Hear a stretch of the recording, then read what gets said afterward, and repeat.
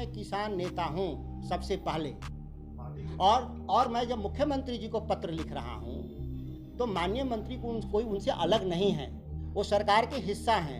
और जहां तक बात है, मुझे अच्छी तरह से मालूम है कि माननीय मंत्री ने उस फाइल पे दस्तखत करने से इनकार कर दिया है। मैं उनको साधुवाद और बधाई देता हूं। मुख्यमंत्री से मिलेंगे आप इस मामले में? मैं पत्र भेज रहा हूं, ये मैं मिला और मिलने का कोई साक्ष्य नहीं होता। क्या हम जितनी मांगे करते हैं वो पूरी न होने की संभावना से मांगे समाप्त हो जाती हैं। इस राज्य के भीतर 10 लाख सरकारी नौकरी चाहिए, यह मुद्दा है हमारा। हम उन मुद्दों पे आगे बढ़ रहे हैं। हम उसमें कितना कामयाब होंगे ये वक्त की बात है, काम तो हम कर रहे हैं। ठीक उसी तरह से किसानों के सवाल पे राष्ट्रीय जनता दल का जो मुद्दा, उस पर हम काम कर रहे हैं। हम एक वक्त नहीं बता सकते कि कब हम कामयाब होंगे, लेकिन निश्चित तौर पर हम कामयाब होंगे, मैं आपको विश्वास दिलाता हूँ। सर, वो संगठन की बात तो नहीं हो रही है, किसानों का संगठन कहाँ ठीक है सर, तो आप लोग क्यों नहीं कोशिश कर रहे हैं? मैं कह रहा हूँ कि हम कहाँ नहीं संगठन चला रहे हैं। हम कब आंदोलन में नहीं थे? आश्चर्यजनक रूप से वो आप सवाल कर रहे हैं जो आपको जानते हैं कि पिछले मैं 17 सालों से कोई ऐसा वर्ष नहीं रहा हो कि जिला मुख्यालय पर 3 से 4 बार मैं किसानों के पक्ष में धरना नहीं दिया हूँ। रोहतास में, कैमूर में, बक्सर में, ये इतिहास है। अब आपने मीडिया के बंधु ने कितना चलाया, उसको नहीं चलाया, कवर किया नहीं किया, वो आपका सवाल है। अब उस समय लोकल अखबारों की कतरन में दिखा दूंगा कि कितना मैं धरना दिया हूँ, आंदोलन किया हूँ और मैं कामयाब रहा हूँ। मैं अभी भी कह रहा हूँ कि ये जीएम सीट के सवाल पर मेरे प्रेस कॉन्फ्रेंस के बाद मंत्रालय ने इस फाइल को विड्रॉ कर दिया है, अनुमति नहीं दिया है, मैं कह रहा हूँ।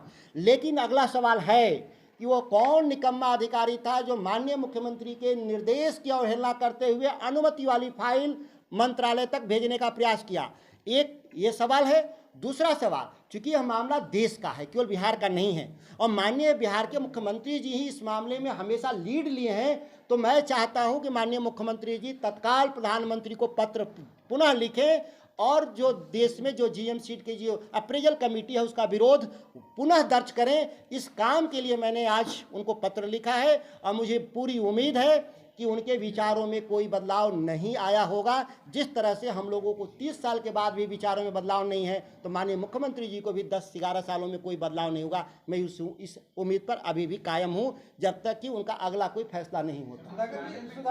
और सभी इसके अलावा सभी विधायकों, सभी विधान पार्षदों और सभी सांसदों को भी मैंने ये पत्र भेजा है कि आप इसको विधानसभा से लेकर लोकसभा तक आप इस विषय को लेकर के बहस को आगे बढ़ाइए किसानों के पक्ष में, और इस लड़ाई को आगे बढ़ाने का काम करें।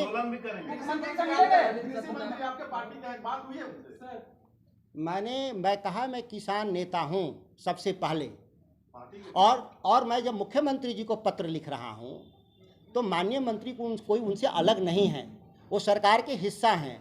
और जहाँ तक बात है, मुझे अच्छी तरह से मालूम है कि माननीय मंत्री ने उस फाइल पे दस्तखत करने से इनकार कर दिया है। मैं उनको साधुवाद और बधाई देता हूँ। मुख्यमंत्री से मिलेंगे आप इस मामले में? मैं पत्र भेज रहा हूँ, ये मैं मिला और मिलने का कोई साक्ष्य नहीं होता, लेकिन जो मैं लिखा हुआ वो साक्ष्य है, इसको नहीं मिटाया जा सकता है। मिलने का अर्थ क्या हुआ? जिस सवाल को लेकर के है, उस सवाल को लेकर के मैं रिटर्न जा रहा हूँ, लिखित में जा रहा हूँ। मिलने का भी सवाल होगा, जरूरत होगा तो मिलेगा। सदन की होने वाला है, उसमें क्या रहेगा आपका? एकदम ये सवाल रहेगा मेरा, ये जीएम सीट पर भी मेरा सवाल रहेगा, बिहार में मंडी कानून पर भी मेरा सवाल रहेगा, मिनिमम सपोर्ट प्राइस पर मल्टीपल एजेंसी खरीद करे, यह भी सवाल होगा। इन सभी मामलों पर पार्टी गाइडलाइन से बाहर भी जा सकते हैं सदन के अंदर? जी, आपको मैं स्पष्ट कर दूं कि यह सभी तथ्य पार्टी लाइन के भीतर हैं, और जब पार्टी लाइन के भीतर है तो पार्टी मेरे से इस विषय पर चर्चा करेगी, जरूरत होगा तो।